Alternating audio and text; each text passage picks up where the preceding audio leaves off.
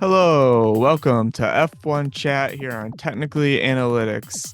This past weekend, the Bahrain Grand Prix took place, and oh boy, it was kind of a snooze fest. But there is some good takeaways. There's more drama off the track than on the track this season, and let's get into it. So the Bahrain Grand Prix, it happened, and we're gonna start with the bottom team, Williams, because they came in the net last place, right? Like, well, not net, but starting with Logan Sargent at P20 and Alex Albon at P15.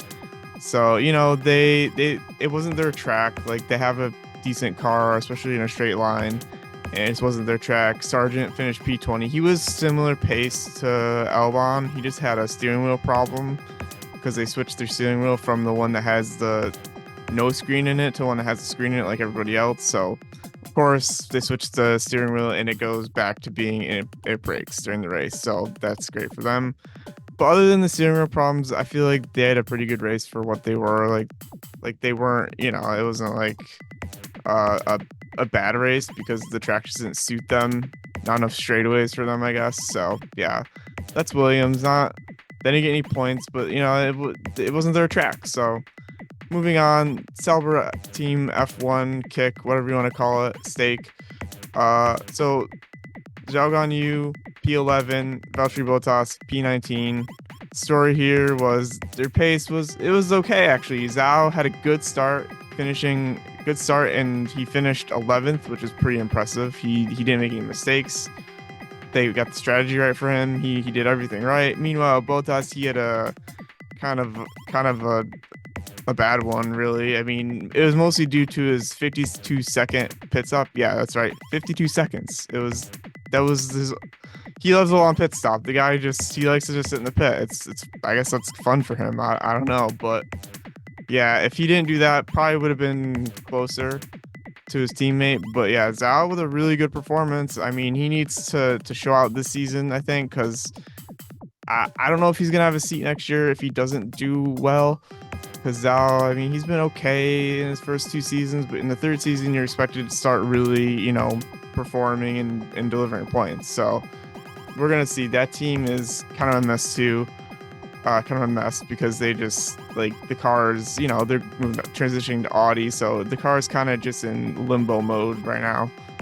So we'll see what happens with them moving on.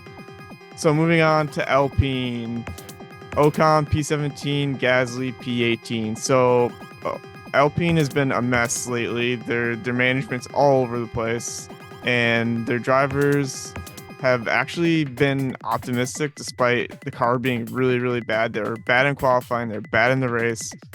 They're so bad. Two technical directors and people that worked for them resigned after the race. People that worked on the car. So yeah, it's as bad as it gets at Alpine. They're probably not going to be in it this season. Maybe they can turn it around mid-season. Maybe like if they can get their management together.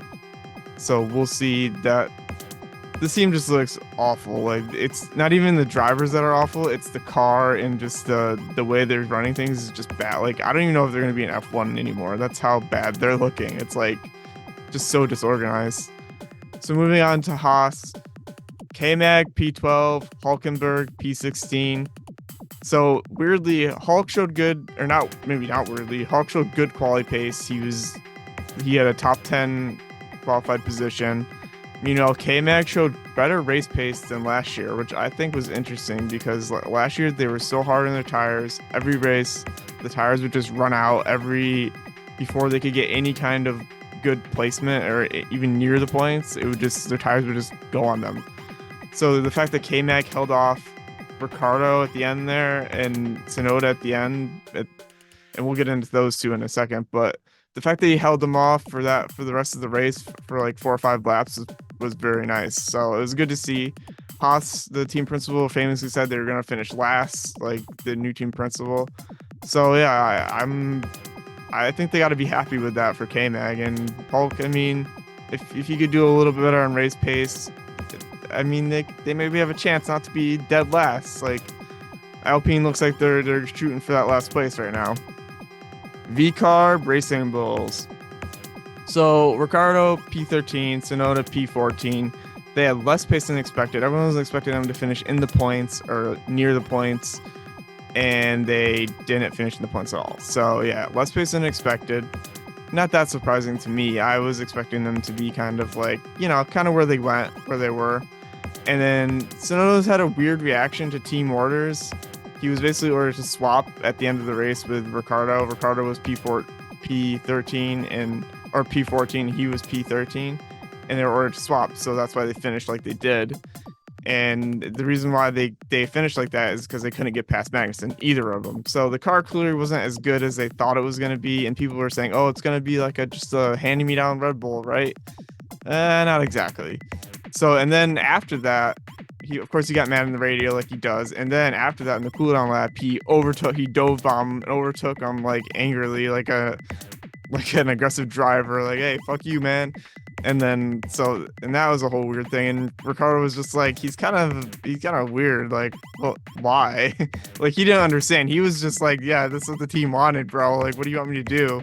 It's not my fault. Like, you couldn't pass him either. So I don't know.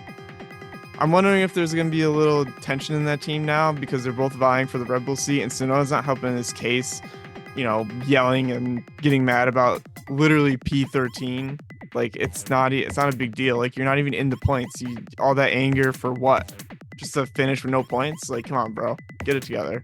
You're not going to get a Red Bull seat if they know you're going to get mad when you have to swap and let Verstappen win the race, right? Like, you know that, right? Like, it's not that hard. Anyway, Aston Martin, Fernando Alonso, P9, 2 points. Lance Stroll, P10, 1 point. So they lacked the pace they had last season, which, I think everyone kind of knew that they weren't going to be exactly where they were last season. They came out just absolutely flying. But Alonso did have a podium last year in this race, so he lacked the pace this time around, and Stroll had an impressive drive. He spun early, and then he got in the points, and that's pretty impressive by him. So you got to give flowers to Lance Stroll for that drive. It was impressive. You think he would probably just lounge at the back after that, but no, he actually drove through and they got 3 points, which is pretty good for the team. It's not as good a start as that was last year, but it's a good start regardless because they got points. They did better than V-Carb and Williams and stuff, but it's not as good as the next team, which is McLaren. So Oscar Piastri finished P8 in his second season of his career. For second season, first race, P8, 4 points. Lando Norris, P6, 8 points. They basically were about where they were expected to be. Like, the pace wasn't insanely close to Red Bull and Ferrari, but it wasn't insanely far away. I think if it was a different track, it might suit them a little bit better, and they would have been a little bit closer, but I think the pit stops were a little shaky at times, and then their strategy was a little off. But it was actually their best start in quite a few years. I don't think they've scored points in a race, first race in like 2 or 3 years. So I'll take it, honestly, as a McLaren fan. I'll take that all day. So yeah, pretty happy with that. I was happy with them where they qualified. If they finished where they qualified, I was gonna be happy with that, and that's basically what happened. So yeah, I'm happy with that. On to Mercedes. Hamilton P7, 6 points. Russell P5, 10 points. 16 points altogether. Mercedes had less pace than they showed in testing. Obviously, they turned the wick up a little bit earlier than everybody else to make them think they were faster. Clearly wasn't the case. Obviously not the case.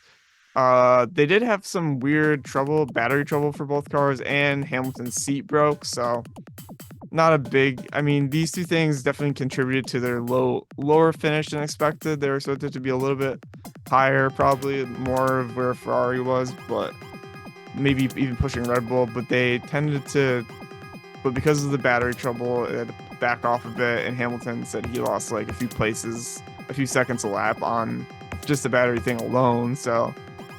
And who knows how much the seat affected him. I don't know if it did at all, but I mean, solid finish for them, even with car trouble. Like, that's still solid. Like, you can't be too mad. And then on to Ferrari. Carlos Sainz, P3, 15 points. Leclerc, P4, 12 points. So the Ferrari showed really good pace, especially Sainz.